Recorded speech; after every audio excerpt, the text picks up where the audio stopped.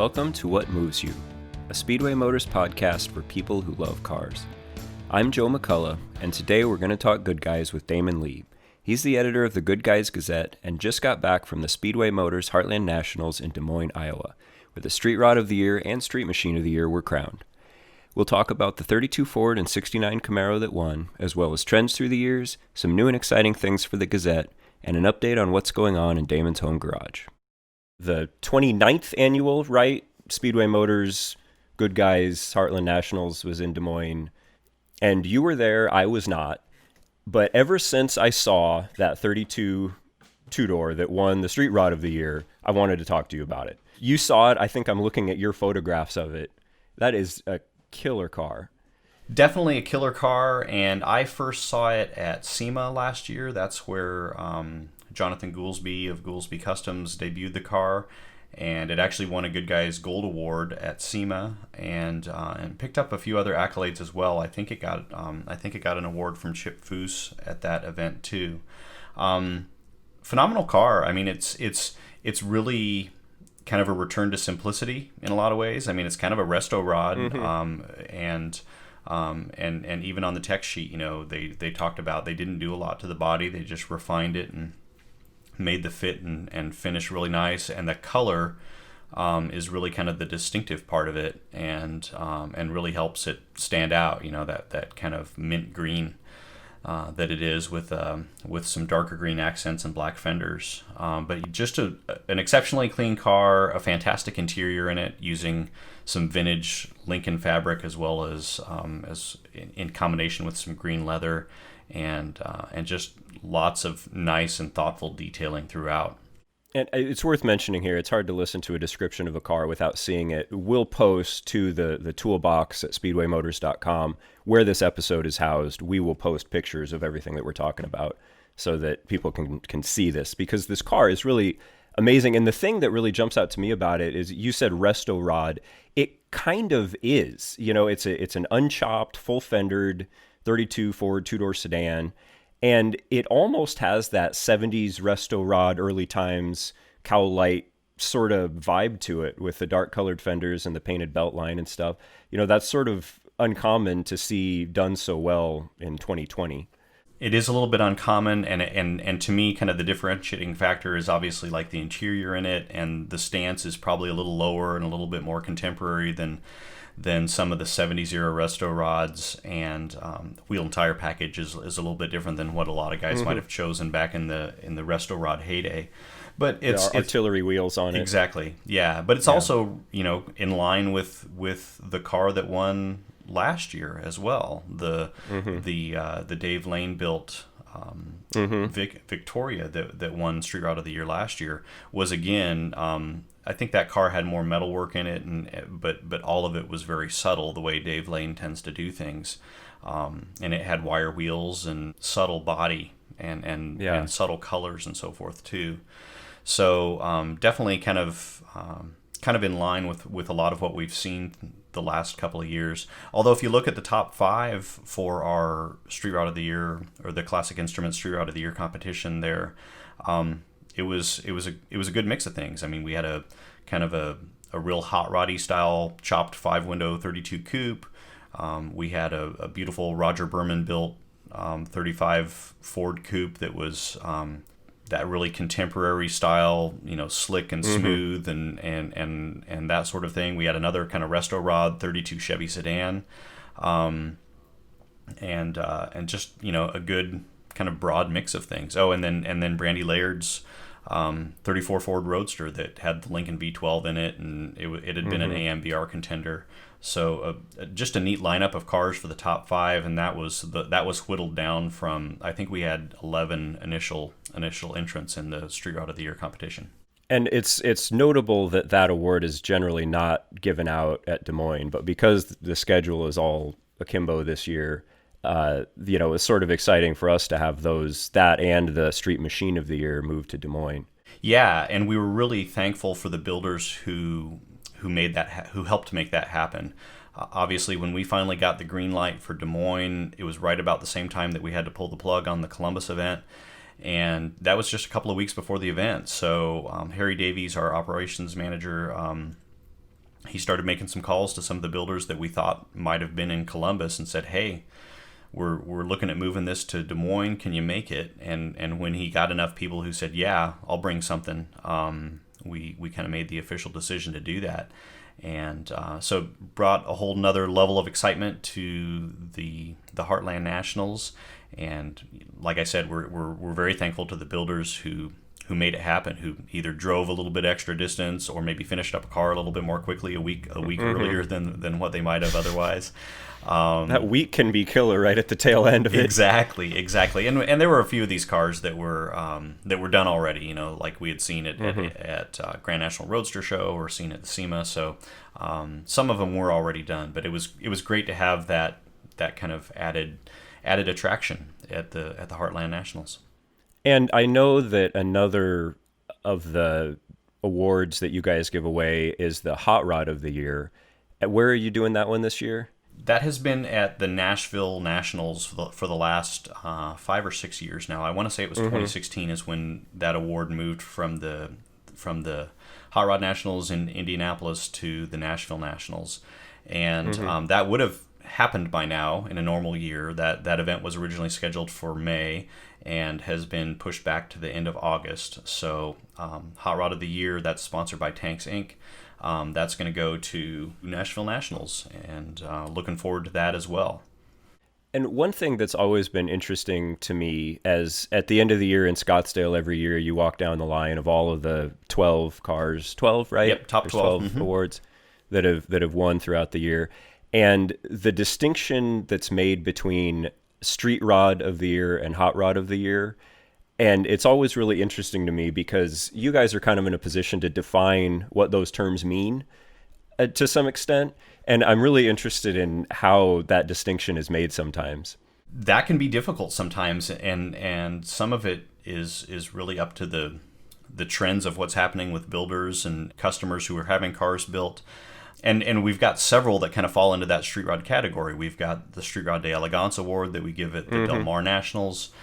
We have an award that we give at the West Coast Nationals in Pleasanton that used to be America's Most Beautiful Street Rod. This year we have changed that to just America's Most Beautiful because we want to extend that and open it up to something besides just a 48 and earlier car.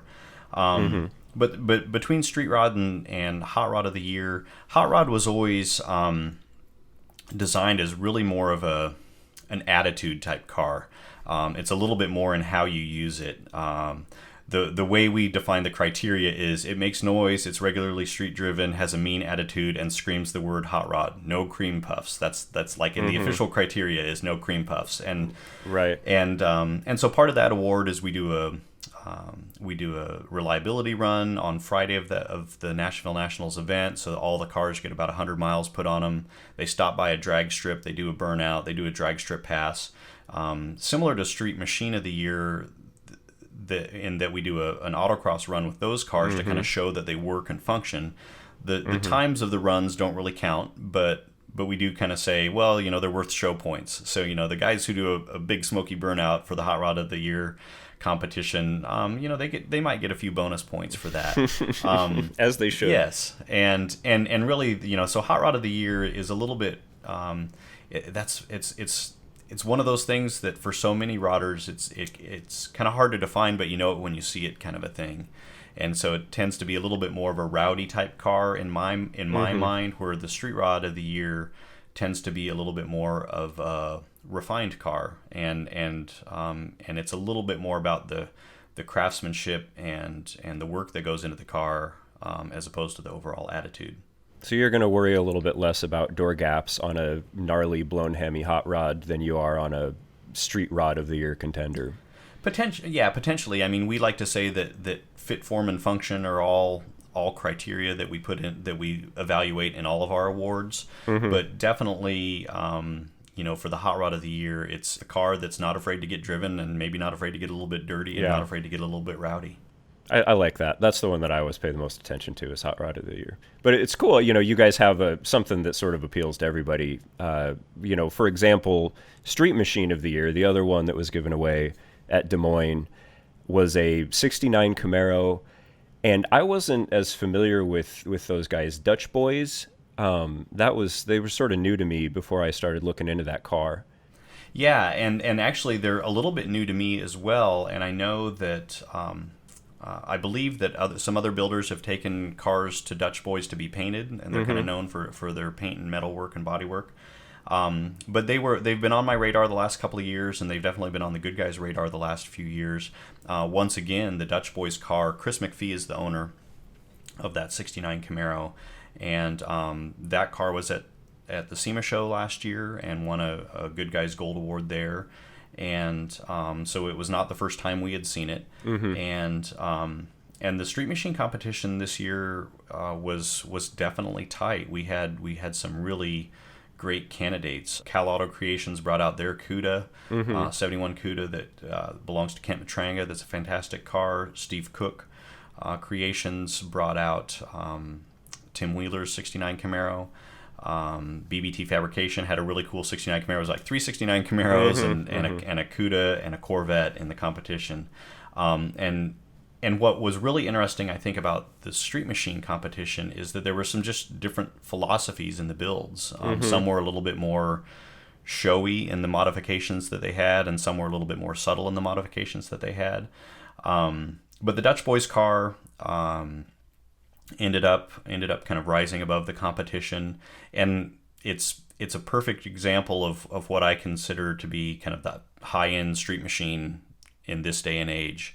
It's built to handle, has big power. It's got a Wegner Motorsports LS7 427 cubic inch LS7 under the hood. It's got Detroit Speed suspension components. It's got a ton of fabricated body parts and pieces, a lot of carbon fiber.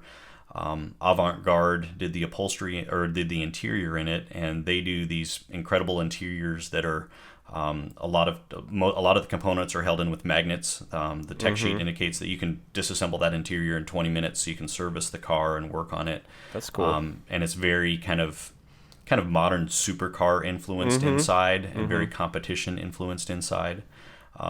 Those guys really got after it on the autocross course when we did the autocross evaluation, which was cool to see. And yeah, again, a great field of cars, and that one is just really kind of a great example of what the high-end Street Machine scene looks like these days. And that's another thing that's really interesting to me, again, when you get to the terms, the names of the award and what we're calling these cars.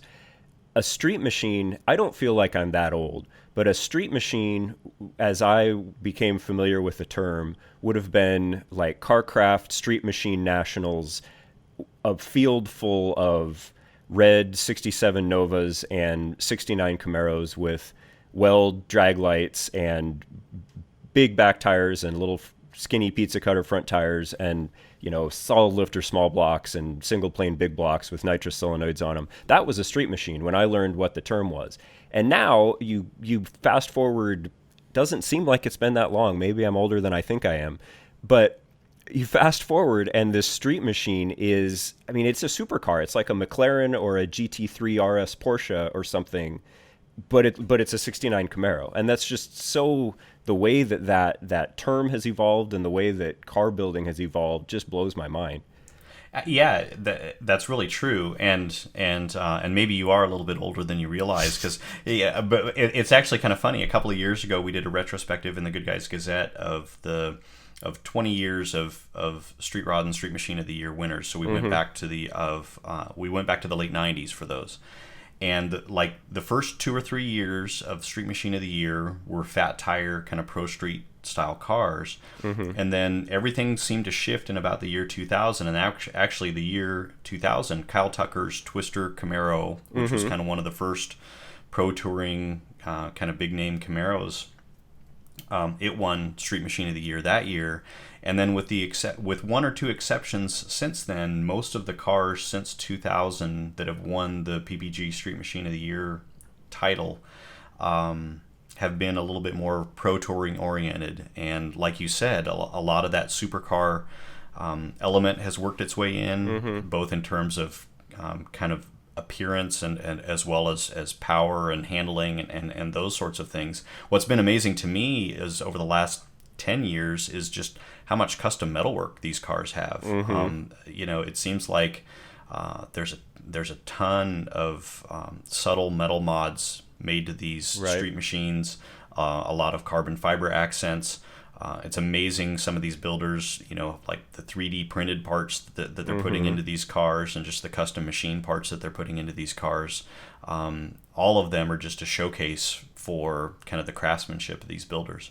And that's something that obviously near and dear to my heart as a metal shaper, is that it seems like 20, 30 years ago, you would never consider going to that crazy amount of work to make subtle changes to a 69 Camaro. It was a 69 Camaro, you put a big block in it and you drove it, and that was that. And so to see all of these guys that are sort of bringing this art back to putting cars like this together and competing for awards like this, to me, that's really cool. And, we're talking about all of these, I mean, let's face it, gazillion-dollar cars built by pro builders, but it sort of trickles down, and a lot of that sort of people take ideas from those, and I think a lot of home builders will look at something and say, well, I can do that. I can do that at home in my garage. And I think that it's sort of elevating the whole art of the building cars, whether you're a pro builder or a home builder.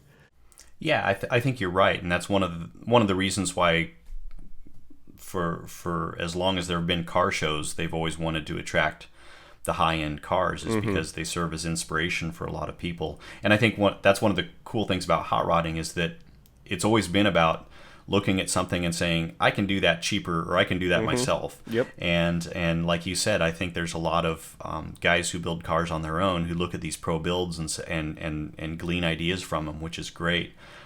One of the ironies kind of for me is, being more, I come from more of a traditional custom background, and just the amount of metalwork in these street machines is kind of eclipses what goes into a lot of customs anymore. And one of the kind of tricky parts and interesting parts for me is that is how subtle so much of it is. It really makes a big difference when you walk around a car with its builder and they can point it out, because so many of the things that they're doing are just really almost imperceivable enhancements, but they're the enhancements that just take that 2 or 3% further to really distinguish that car. What were some other highlights for you from Des Moines? For me, a lot of it was just getting back out and having an event to go to. We were very fortunate and thankful to the state of Iowa, to the Iowa State Fair Board, and the facility, and all the officials involved in making it happen. And we put a lot of measures in place to do it in a way that we felt was safe and responsible. To me, the Heartland Nationals, it's kind of the closest thing to a hometown event for me, and that's always been cool. And just the variety and mix of things, mix of vehicles that's there has always appealed to me. So a lot of it for me was just getting out and seeing people that I haven't seen all season long, and being out in the sun and the warmth, and soaking in all the cool cars and stuff like that. One of the coolest ones for me was a car that's probably 25 years old now, a lavender 32 5-window coupe out of Minnesota, belonging to Ken Bentz. And it was one of the first really traditional kind of 60s style cars that got a lot of national attention. It's got a 6-carb small block Chevy, and chrome reverse wheels and wide whites and so forth. And it's been around for a long time, but it's cool to see how well it holds up and how cool it still looks today. So seeing that was cool for me. Seeing the Riddler award-winning 63 Chevy wagon that came down for that event was awesome. Seeing the 36 Willys that Tin Man's Garage built, that oh man, that truck is great. That has just an incredible amount of work and finesse in it. So I don't know, it's hard to just pick one highlight, but for me, a lot of it was just being able to kind of get back out and hear these cars driving by and see them rolling through the event, and seeing a lot of old friends and the people that I only see at car shows. there's always one car, and I always have to drag it out of you, one car at the event that might not have been like a marquee car, it might not have been an of the year winner, but just one car that spoke to you at the event. And usually with enough persuasion, I can get it out of you. Was there one? Was there one at Des Moines that you fell in love with? That Ken Lentz Purple Deuce was one of them. That definitely it was a highlight for me to see that. There was a black Model A that I think was also out of Minnesota. That I think was an old build. You know, it had a dual carb small block Chevy and all the kind of hallmark late 50s, early 60s stuff on it. That really spoke to me as well. And actually the Cal Auto Creations CUDA. I had seen that just briefly in person at the Grand National Roadster Show. Got to see it a lot more closely at this event and talked to Andy Leach about the build of it. And that's one of those cars that a lot of what went into it you don't really see right off the bat. So so being able to walk around that car with Andy really increased my appreciation for it. That was a car that I looked at and said that would have been really fun to just hop in and take home. And I'm sure we'll see pictures of a lot of these in the Gazette, which obviously is a subject that's near and dear to your heart as the editor. Do you want to talk about that a little bit? Yeah. It's been a busy year for the Goodguys media team and the Gazette in particular. We changed formats starting with our May issue. We downsized the magazine in terms of trim size a little bit. And one of the rationales for doing that was to put it on the newsstand. And it's not a real wide newsstand distribution. You're not going to find it at every grocery store or anything like that. But the goal was to get it on newsstands like at Barnes & Noble, Books A Million, and we've got some truck stops and travel centers that it's going to be going to in the near future as well. And the thought process on that is we'd love to get more magazines out there, but it's also to help kind of spread the word of Goodguys. We realize that as big as we are, as long as we've been doing events, there are still car guys out there that aren't familiar with us, who haven't been to one of our shows. So, we think that having the magazine out there with broader distribution is going to help in that way too. It's going to help introduce Goodguys to somebody who maybe hasn't ever experienced it. We're hopeful that they'll pick up the magazine and look at the event coverage and say, that looks like something I'd like to go to. And so yeah, it's been an interesting and evolutionary year. And then on top of that, right after that May issue went to press essentially with the new format size and so forth, it was the June issue that was supposed to start 2020 event coverage, and so then all of a sudden we didn't have events to go to and didn't have events to cover. So the last few issues have been interesting to put together, but I feel very proud of what our team has done to put some interesting content together and present it in a very neat way. And actually, we've had a lot of positive feedback from readers and members.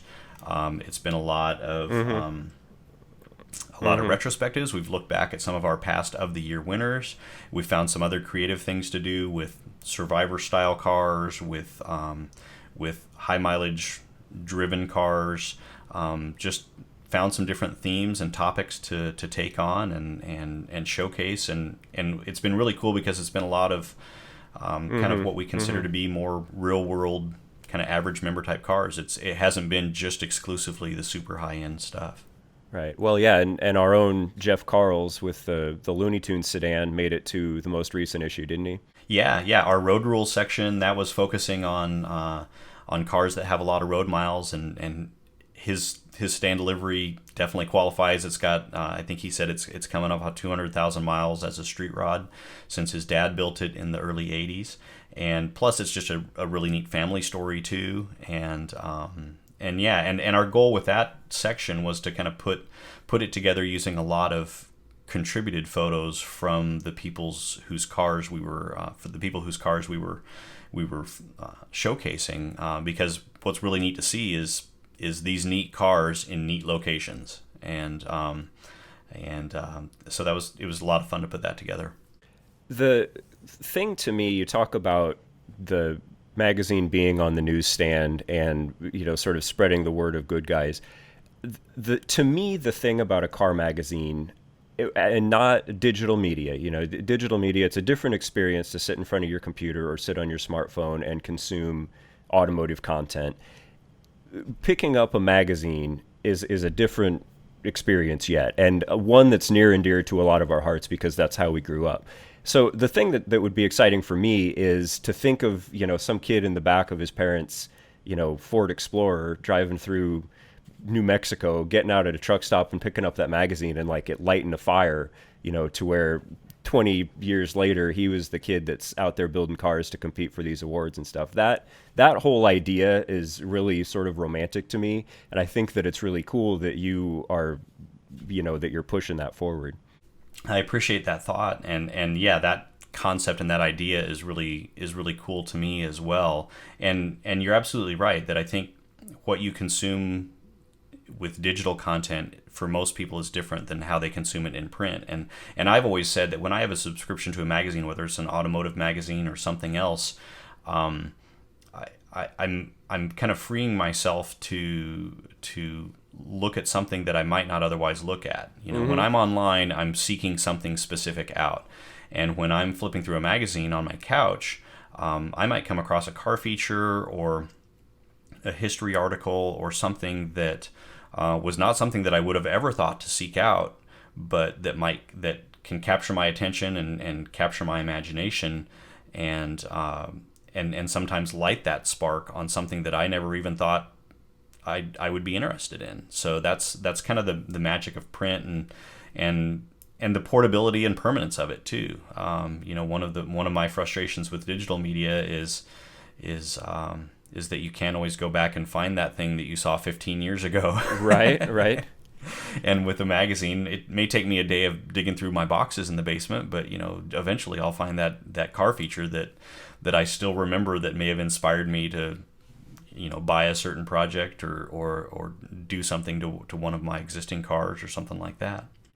I remember years and years ago, you saw my Buick Regal and said there's a car. Steve Stanford built a Buick Regal in 1980, early 80s, like when it was a new car. It was his daily driver. He's like, I have that magazine somewhere. And like 2 days later, you showed up with, it was this tiny picture in this corner of a hot rod magazine from 1982. And I just could not believe that you remembered that and that you still had it and it was accessible and you brought it and showed it to me. That was impressive. Well, and like you said, for me, there were a lot of, I grew up reading car magazines, a lot of my dad's magazines and so forth. And yeah, there are certain car features and even certain just event shots of certain cars that really, that stuck in my mind and that I still remember years and decades later. And I see that from other enthusiasts too. Guys will see certain cars and I remember when that car was, on the cover of Street Rodder, or I remember, seeing a picture of that and it inspired me to go build my own version of it, whatever it might be. And, another thing about a magazine, when you have a magazine, you're counting on the editor of that magazine to sort of curate things that you might be interested in. And the great magazine editors are ones that maybe give you something that you wouldn't have expected to see, but you wanted to see in spite of yourself. And the thing that comes to my mind is there was a Mercedes on the cover of the Goodguys Gazette last year, right? Mm-hmm. That red Mercedes. Yeah. Mm-hmm. You would never have expected that, but it was a cool car and it stands out in my mind. And gee, maybe I want to build a Mercedes sedan now, Yeah, and I think, and that, for me, there's kind of a twofold response to that. One is that, yeah, I think absolutely there were certain editors that I followed growing up, or once I kind of started to learn to read bylines and so forth, you kind of decided or determined which editors were kind of on the same wavelength you were. So a good example for me growing up was Pat Ganal. Is he pretty much anything that he put together I found interesting, because even if it wasn't a car that I was particularly interested in, he seemed to be able to put a spin on it that I enjoyed. And but another one of the things that I think is our job, like you said, to kind of curate, is to also kind of bring attention to what is capturing attention at an event. That Mercedes is a good example, and we debated it a little bit internally in terms of, wow, can we really put that on the cover? Will it make our members angry? You know, that sort of thing. Will we lose 100,000 subscribers? Exactly. Yeah. But the reality is that the event that car was at, that everybody was talking about that car. You know, whether you liked it or not, everybody admired the workmanship in it, and I think they admired the style of it, and it was something different, and it was just kind of, it got a lot of buzz at that event. And so as people who are chronicling an event like that, it only made sense to give it some attention, because it was obviously garnering a lot of attention there. And you mentioned that you've been doing some retrospectives in the Gazette.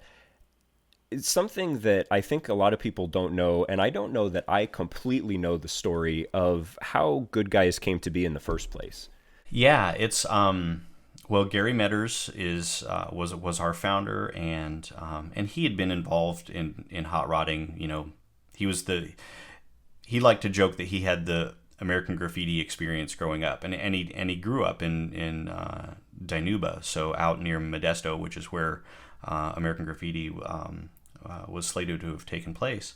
And so kind of that definitive hot rod era of the 50s, and he got back into hot rodding and street rodding in the late 60s and through the 70s, and helped orchestrate and coordinate some events out in California, and was involved in several different clubs, and was actually involved in the NSRA in the 70s, and was an event director for several events and so forth, and eventually just kind of determined that he had a slightly different vision of what would make sense for a big national type event that differed a little bit from NSRA, and so forged out on his own and started with the All American Get Together, which is our longest running event in Pleasanton, and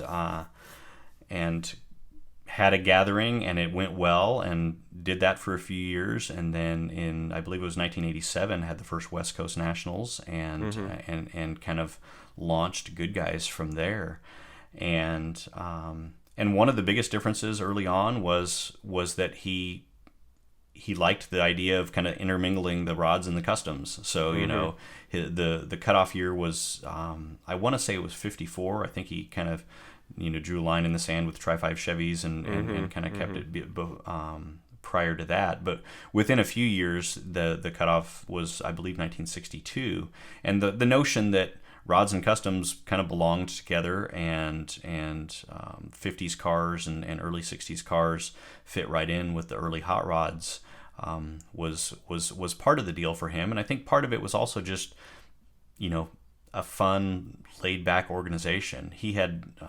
Gary had such a welcoming personality, and a you know, never saw the guy without a smile on his face, it seemed, and he knew everybody. And I think just that that networking ability that he had, and that welcoming personality that he had, really attracted a lot of people, and spilled over into just the overall vibe of the organization.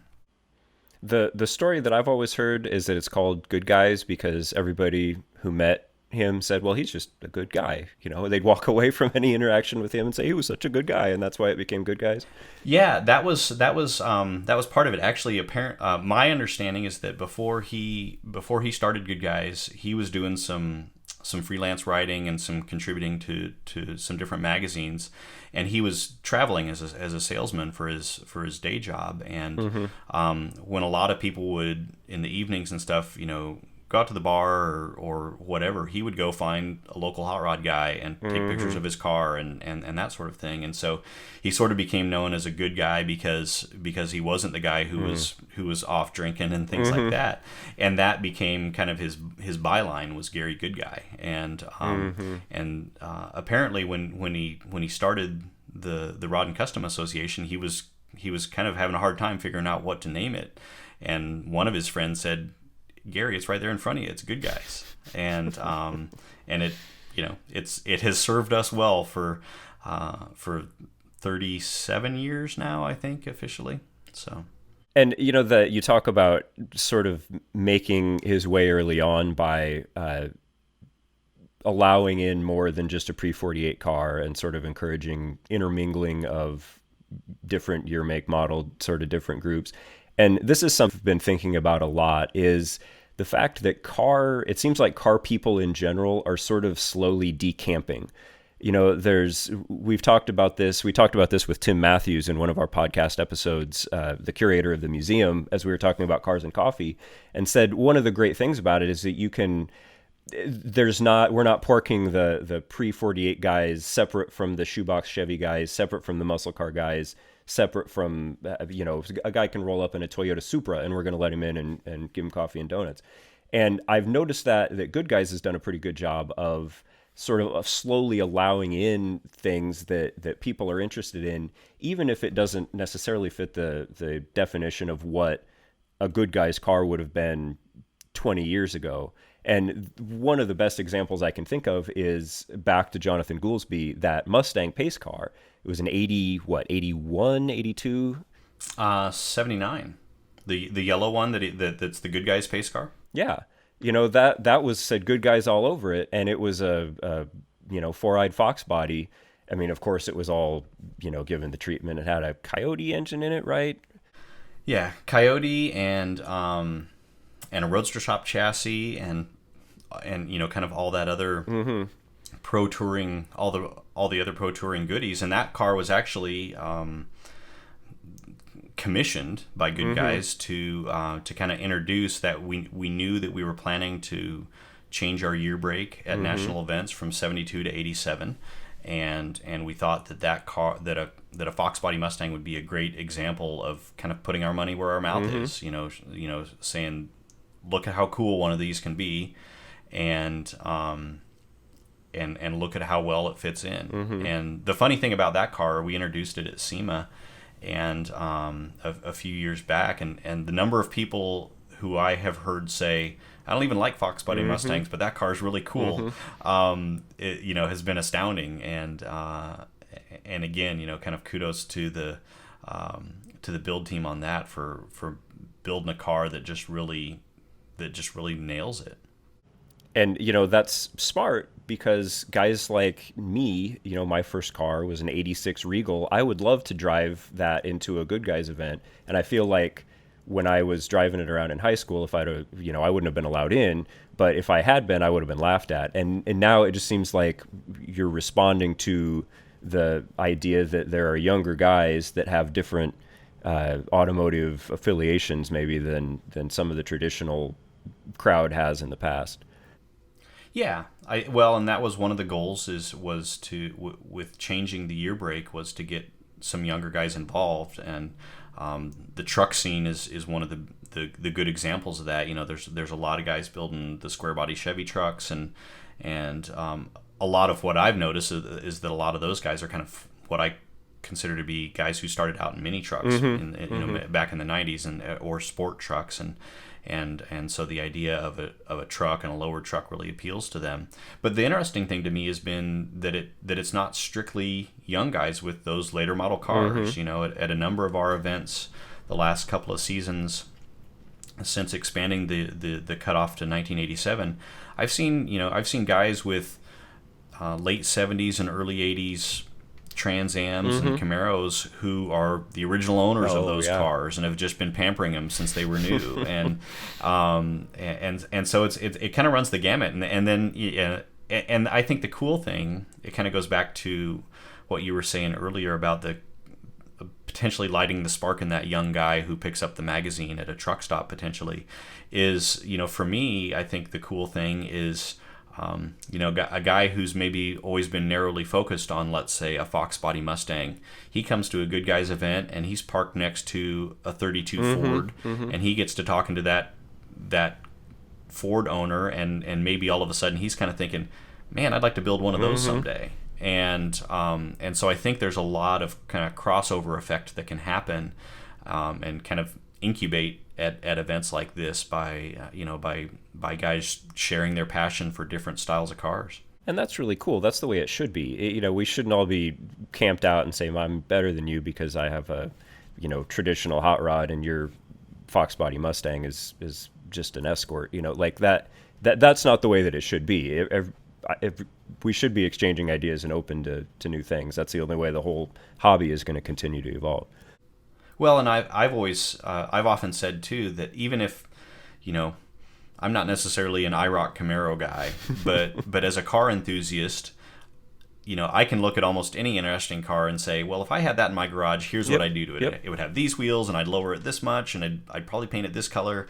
And I think that's kind of, I spend plenty of time, kind of daydreaming about different cars that I'll probably never own or build. But I think that's one of the cool things about going to events is kind of being turned on to something that you might not have otherwise thought of, and then kind of just dreaming a little bit about, well, if I own that car, here's what I would do. And I guess sort of speaking of that, you have several personal projects, I think some of which I've seen, some of which I haven't. What have you been working on lately? Not as much as I should have been, and that seems to kind of be the story of my life. Is not always devoting the time that I need to my projects, but I've still got my '63 Dodge that I've had since I was a teenager. That was actually my first car. It's a custom 880 model, which is the full size kind of C-bodied Chrysler style model, and that's kind of a perpetual project and mild custom, and it has remained roadworthy through the years and still needs a proper paint job. And I was working on it a little bit, trying to get it ready for Des Moines, and ended up with some charging issues that I just couldn't overcome, so ended up not taking it. But that's kind of old reliable and still nice to just hop in and take a cruise. I've got a '64 Valiant convertible that's kind of been dormant for a long time, and I've been working on that the last year or so with my oldest son, Walker. And I had started a V8 conversion in that car years ago, and so he and I have kind of picked up on that and are putting the pieces together that we need. Does it have a slant six in it now? It had a slant six originally, and so it's got a 318 sitting in it now, and we're kind of getting the rest of the things rounded up that we need to make it roadworthy, and hoping that maybe we can do that before he goes to his prom at high school or something. Oh man, yeah, you're a good dad. And then I've got a '51 Plymouth wagon that was kind of my everyday car when I lived in California, and it's kind of been neglected the last few years. I usually get it out a couple of times a season and at least fire it up to keep it roadworthy, but it doesn't live at home right now. It lives in a storage unit, so that's easy for it to be kind of out of sight, out of mind. But that's kind of the someday project, and then have a lot of other things that I daydream about buying and am smart enough to have not actually pulled the trigger on. I did an editorial about that a couple of years ago about how so many car guys that I know are kind of addicted to like looking for projects that none of us really need, and I've really come to admire. There are some guys that I'll see at the Heartland Nationals who I've been seeing them at that event for 25 years in that same car, and I really admire the guys who kind of build one car and then just kind of polish on it and refine it and keep it and drive it. That's really commendable in a lot of ways, and then it's also cool to see the guys who have a new car every single year. So. Well, and there's something to be said for, your relationship with the car will change. When you first built it, your first drive, it's like any relationship. It's like a relationship with a human being. Your first time that you spend together is different than it is 5, 10, 15, 20 years later. And that's can be really interesting. I, as someone who refuses to sell any car ever, have sort of paid attention to that, how my feelings about my cars will change over the time that I've had it. And you, I suppose, with your Dodge have sort of experienced the same thing. Yeah. I mean, actually, the way I see that car has evolved a little bit. It's funny. It's actually the way I intend to finish it has always been fairly consistent. I've shifted a little bit on color choice or things like that, but it's the goal has always been just kind of a mild custom, the way it might have been built when it was relatively new. And that's actually kind of the nice thing about it, is that I've never built it toward a really contemporary trend. So the fact that it's taken me so long to get it to this point, it kind of stays forever in that era. Well, and that's the cool thing about a traditional car, really, of any kind, is that it's kind of timeless. I mean, people, I think, overuse that word, but it's really true. There are some things that are just always going to be cool. A slammed mild custom, a highboy hot rod. Trends come and go, but there are things that are always going to be cool. Yeah, I agree, and that's kind of the nice thing about, I think, hot rodding in this day and age is that it's a little bit of anything goes. I mean, there are still some styles that are maybe considered passé, but you go to a Goodguys event and you'll see some early street rods and hot rods that are built very 50s style, and some that are built 60s style, and some that are built 70s style kind of, and those are all pretty well accepted. And even some of that smoothie 80s style stuff is coming back a little bit. And I've always said that if a car is built with good taste, no matter how contemporary it's built, it's probably always going to look good. I remember, thinking that and kind of coming to that realization with some of like Chip Foose's builds in the early 2000s, like the Grandmaster Chevy sedan that he built for Wes Rydell. I mean, that car still looks great because it's well designed. And yes, it was contemporary for its time, but it wasn't trendy or overly trendy.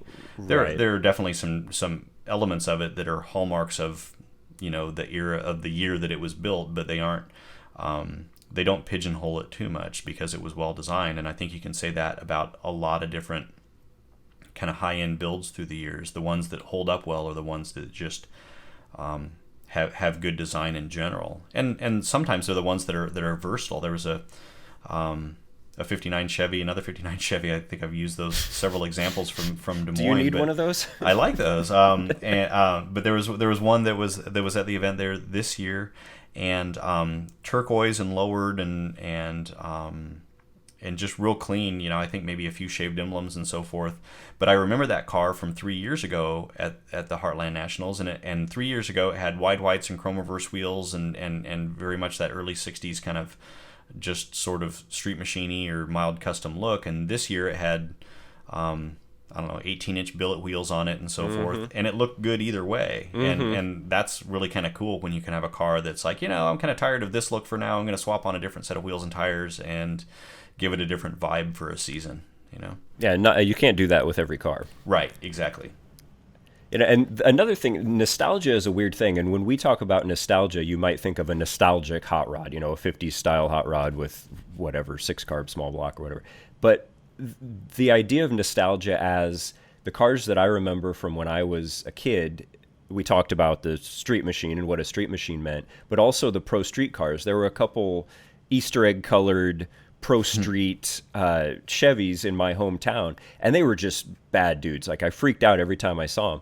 And fast forward 5 years, 2005, they would have been pretty passé. But now I kind of wish that I could see those again. I wish I could go to a Goodguys show and see a pastel colored pro street car, because it's what I remember from my sort of formative years coming up and learning about modified cars and stuff. Well, yeah, actually, I still remember last season at a couple of events, and I don't recall which events they were, but that 60 Chevy that Troy Trepanier built in the early 90s, that was turquoise and really kind of helped propel him to higher stardom. Whoever owns that car had it out and was cruising around the event at a couple of different, or cruising around the grounds at a couple of different events. And again, that car, it's very much pigeonholed in the early 90s in terms of style, but in a lot of ways it was kind of fun and cool to see. And in fact, and that actually kind of brings me to, I guess, another observation that I've had over the last year or so. One of the guys at Goodguys who's on our sales team, he was big in the kind of the mini truck and sport truck scene in the 90s and early 2000s and so forth. And he has started to bring to my attention all the guys who are starting to kind of pull those trucks out of mothballs and either find their old trucks and redo them, or the OBS trucks are really trending right now in terms of what people are looking for, those 90s era Chevy trucks. And And so, there's part of me that's sort of like, well, is the next revival that's going to happen kind of a 90s one? Are we going to see a lot of kind of 90s style graphics and wheels and that sort of thing popping back up? And in a way, it makes sense. That was, mid 90s were 25 years ago now. And so the guys who were building custom vehicles in their 20s at that time are now in their mid 40s and maybe kind of at a point where they can have the disposable income to pursue that again and maybe want to build what they had back in the day. That's really interesting. I wonder if I'm going to be one of those guys. Drag my Regal out of mothballs and drive through the Good Guys show blaring Motley Crue. Right. So what are you looking forward to for the rest of the season?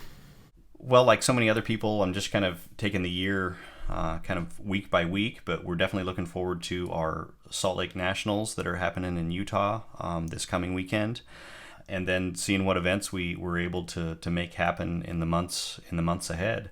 But beyond that, just continuing to look for good content for the Goodguys Gazette, and a lot of that content also shows up on the Goodguys website called Fuel Curve that has a lot of our feature content on it. So yeah, just looking to see what builders come up with, what members come up with, and what enthusiasts come up with to that we can showcase and provide to our audience.